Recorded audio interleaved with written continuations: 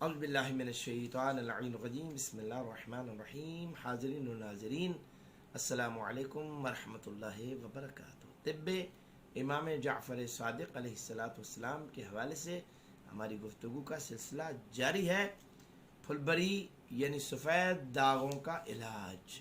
انسان کے چہرے پر سفید قسم کے داغ پڑ جاتے ہیں یا بدن پر، اس کا علاج کیا ہے؟ حضرت امام جعفر صادق علیہ السلام اپنے جد بزرگوار حضرت محمد صلی اللہ علیہ وآلہ وسلم سے ایک روایت فرماتے ہیں کہ آپ صلی اللہ علیہ وآلہ وسلم نے فرمایا کہ پہلے یہ سمجھو کہ یہ داغ اور یہ مصیبت آتی کیسے ہے.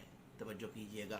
تو حضرت رسول خدا صلی اللہ علیہ وآلہ وسلم نے فرمایا کہ پیٹ بھر کر کھانا کھانا یہ بھی موجب اور سبب بنتا ہے پھلبری اور سفید داغوں کا.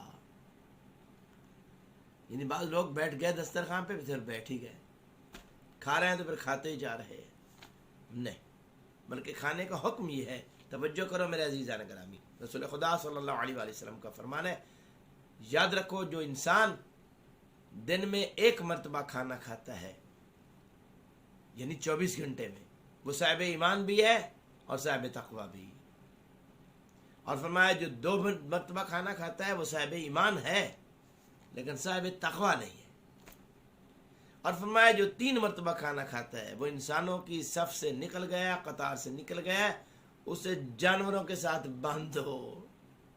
یعنی جن کا مشغلہ ہے کھانا، صبح کھانا، دوپہر کھانا، شام کھانا، رات کھانا، سارا دن کھانا ہی کھانا، تو ایسے بندوں کو اللہ کے نبی صلی اللہ علیہ وآلہ وسلم نے انسانوں کی صفوں سے نکال دی ہے. اور پھر کھانا جو ہے نا اس کا بھی حکم کیا ہے؟ فرمایا شکم کے 3 حصے کرو.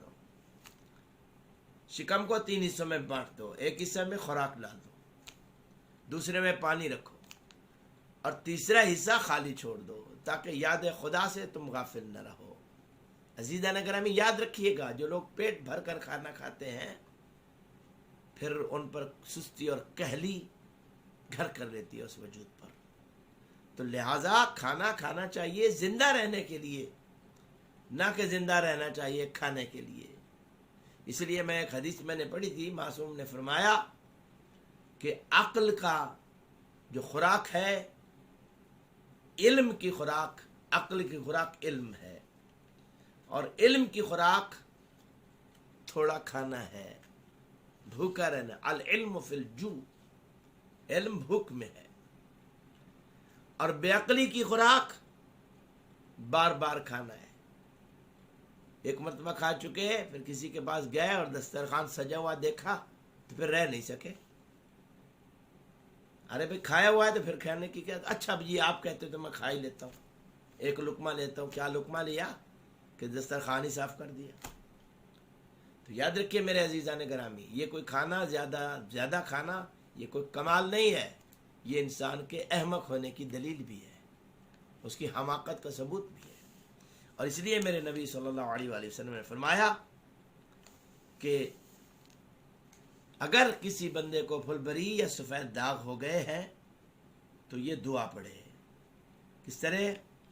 فرمایا 2 رکعت نماز پڑھے.